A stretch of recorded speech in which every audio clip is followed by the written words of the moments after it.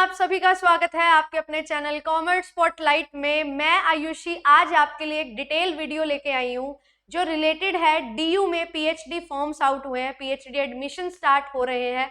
तो आप सभी के लिए एक बहुत इंपॉर्टेंट वीडियो में लेके आ चुकी हूँ।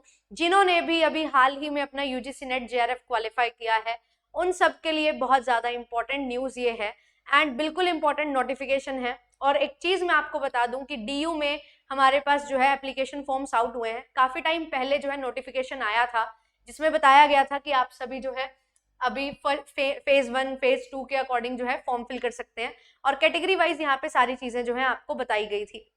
तो अभी जो है 18 तारीख को हमारे पास जो है नोटिफिकेशन आता है और उसमें जो है सारी चीज़ें बताई गई हैं एंड साथ ही साथ आपको ये भी बता दूं जो टाइम दिया गया है फॉर्म फिलिंग के लिए वो भी बहुत ज़्यादा नहीं है, बट यस 18 तारीख से 26 तारीख तक का टाइम है। तो आज 24 तारीख हो चुकी है, 26 तारीख तक आप लोग रजिस्ट्रेशन कर सकते हैं। 2 से 3 दिन का समय आपके पास केवल बचा हुआ है, तो रजिस्ट्रेशन कर लीजिए। रजिस्ट्रेशन के साथ ही आपको एक बहुत इंपॉर्टेंट चीज़ यहाँ पे मेंशन कर दूं, रजिस्ट्रेशन के साथ ही आपको अपना रिसर्च प्रपोजल भी जो है वो देना होगा। जिस भी डिपार्टमेंट में आप फॉर्म फिल करना चाहते हैं आप लोग फॉर्म फिल कर सकते हैं।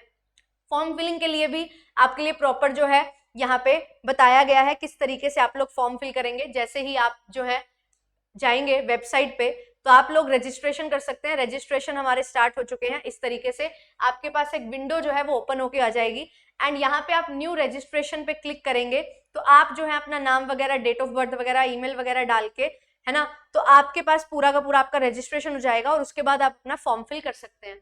और ये सारी चीज़ों के लिए आपके पास ज़्यादा समय नहीं है, 2 से 3 दिन तक का समय है, तो आप लोग जल्दी से जल्दी फॉर्म फिल कर लीजिए।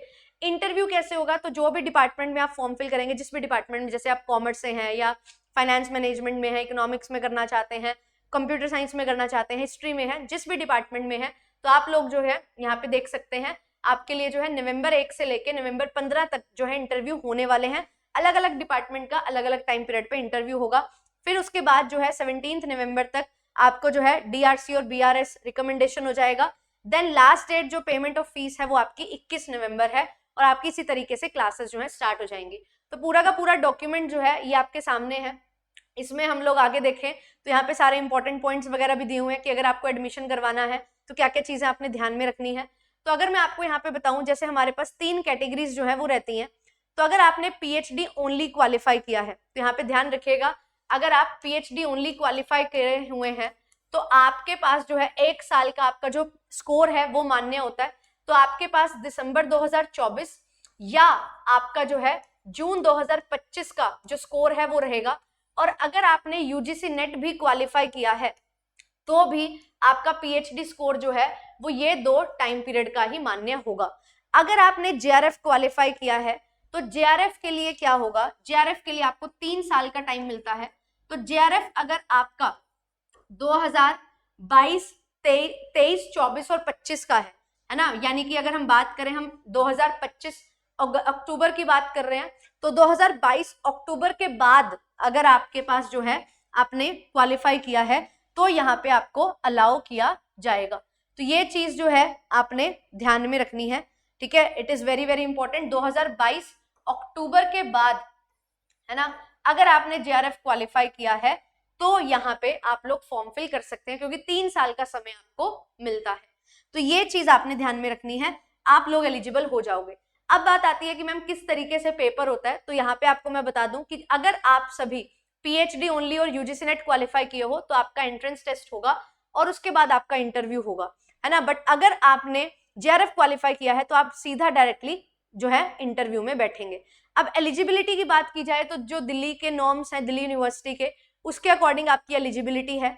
एंड सीट मैट्रिक्स में आपको बता दूं, फेज 1 फेज 2 2 टाइम पे आपके यहाँ पे फॉर्म्स आउट होते हैं। तो यहाँ पे फेज 1 और फेज 2 के लिए आपका जो है ईयर अगर हम देखें तो उसके अकॉर्डिंग अलग अलग डोमेन में, सब्जेक्ट में आपके पास जो है अलग अलग सीट्स आई हैं, है ना। तो यहाँ पे अगर हम देखें लैंग्वेज एंड लिटरेचर है, इसके साथ साथ हमारे पास जो है फिर और डिफरेंट है यहाँ पे सब्जेक्ट्स हैं, ठीक है। तो बहुत सारे सब्जेक्ट्स हैं, जैसे कि यहाँ पे लिटरेचर की बात हो रही है, जर्मन लैंग्वेज वगैरह है, देन उसके बाद लिंग्विस्टिक वगैरह है, राइट। फिर उसके बाद और एमए इन लिंग्विस्टिक आपने की हुई है, ये सारी एलिजिबिलिटी आपको दी हुई है, ठीक है। एलिजिबिलिटी जो है यूजीसी गाइडलाइंस के अकॉर्डिंग, अगर आप यहाँ पे मॉडर्न इंडियन लैंग्वेजेस और लिटरेरी स्टडीज में जा रहे हो तो उसके अकॉर्डिंग है, ठीक है। तो ये सारी की सारी आपको सीट मैट्रिक्स भी दी हुई है, कितनी सीट्स हैं और किस तरीके से आपकी डिपार्टमेंट वाइज सीट्स हैं, कैसे इंटरव्यू वगैरह होगा, ये सारी चीजें। और अलाइड सब्जेक्ट में अगर आप दे सकते हैं, फॉर्म फिल कर सकते हैं, वो भी आपको यहाँ पे दिया हुआ है, ठीक है। अगर मैं कॉमर्स की बात करूं, मैंने कल शॉर्ट भी दिया था आपको, तो कॉमर्स में भी हमारी जो है लगभग 12-13 सीट्स आई हुई है। तो इस तरीके से आपको सारा बेनिफिट जो है यहाँ पे मिल जाएगा। तो यहाँ पे आप अपनी सीट मैट्रिक्स वगैरह जो है देख सकते हैं। अब ये चीज ध्यान रखना, रजिस्ट्रेशन के टाइम पे आपका जो रिसर्च प्रपोजल है उसमें आपका एरिया ऑफ रिसर्च होना चाहिए, है ना। साथ ही साथ जो है आपका पर्टिकुलर टाइटल होना चाहिए, एक प्रपोज टाइटल, ये फाइनलाइज तो नहीं होगा बट प्रपोज टाइटल होना चाहिए।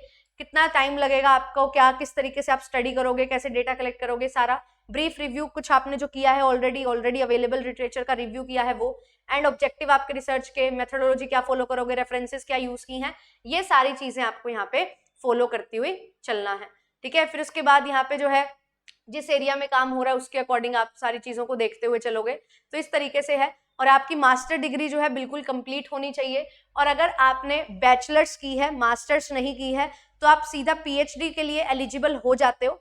तो हाँ, अगर आपने मास्टर्स डिग्री नहीं की है ना, आप जो है बैचलर्स करने के बाद जेआरएफ क्वालिफाई कर जाते हो तो आपको यहाँ पे अलाउ किया जाता है। अदरवाइज नेट है तो ओनली, तो फिर आपको मास्टर्स भी यहाँ पे रिक्वायर्ड रहती है। तो इस तरीके से आपके पास जो है यहाँ पे अलग अलग डिपार्टमेंट वाइज यहाँ पे प्रॉपर सारी चीजें बताई गई हैं।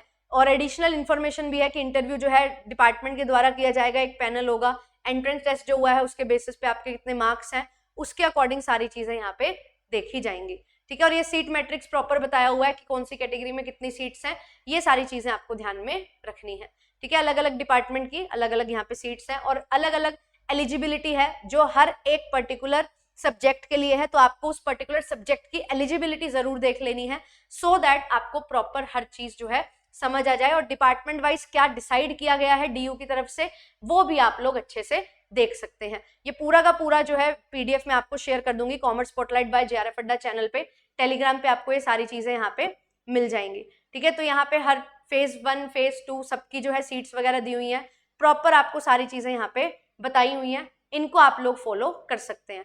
एंड बहुत सारे डिपार्टमेंट्स हैं जहाँ पे आपकी सीट्स यहाँ पे निकली हैं, तो ये सारे डिपार्टमेंट्स में आप लोग फॉर्म फिल कर सकते हैं। ये चीज आपको यहाँ पे देखनी है। कोई भी आपको हेल्प वगैरह चाहिए तो हेल्प डेस्क आपके सामने है, ठीक है।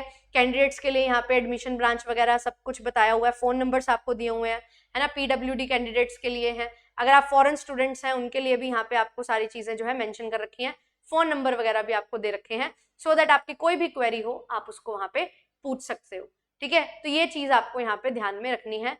अलग अलग डिपार्टमेंट में अलग अलग वैकेंसीज हमारी आई हैं। अब बात आती है इंटरव्यू मैंडेटरी है क्या, तो यस। रिसर्च प्रपोजल देना मैंडेटरी है क्या, तो यस। आपके पास जैसा भी रिसर्च प्रपोजल अभी रेडी है उसको थोड़ा सा मॉडिफाई करिए एज पर दी नीड, जैसे आपसे बोला गया है उसके अकॉर्डिंग आपको अपना रिसर्च प्रपोजल बना के देना है। अभी ऐसा नहीं होगा कि ये रिसर्च प्रपोजल फाइनलाइज होगा तो आप कुछ ऐसा चीज जिस पे काम करना चाह रहे हैं उसके बारे में थोड़ा स्टडी करके उसको थोड़ा फ्रेम करिए अच्छे से, एंड अपना रिसर्च प्रपोजल दीजिए।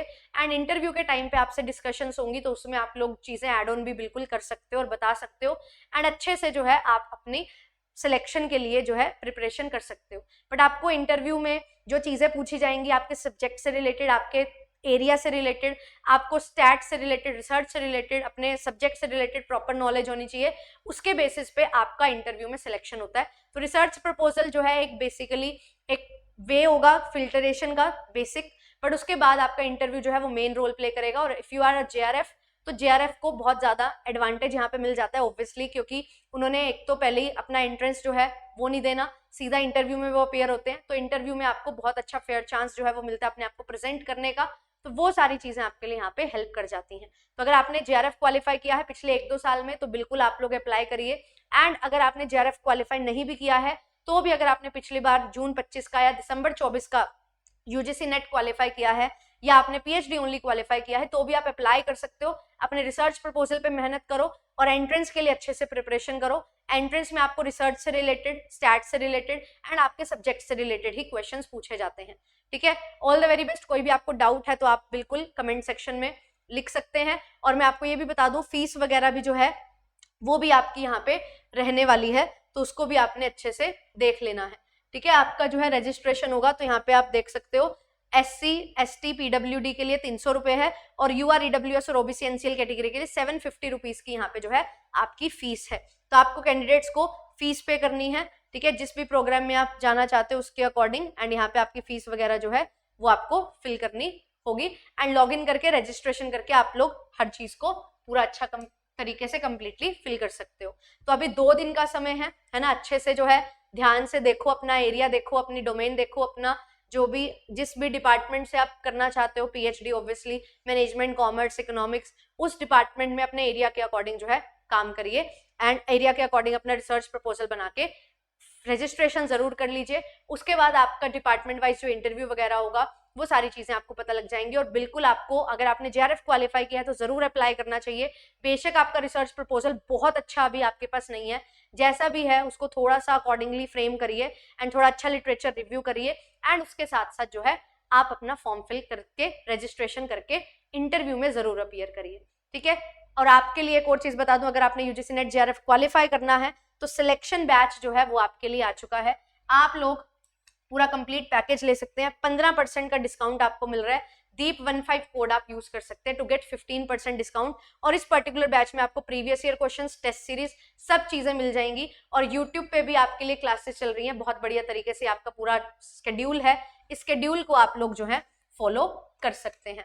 तो एक कंप्लीट शेड्यूल आप फॉलो कर लेंगे तो आपको हर इंपॉर्टेंट क्लासेस, क्वेश्चन प्रैक्टिस, हर चीज आपको मिल जाएगी। See you in the classes. Thank you so much. Bye bye.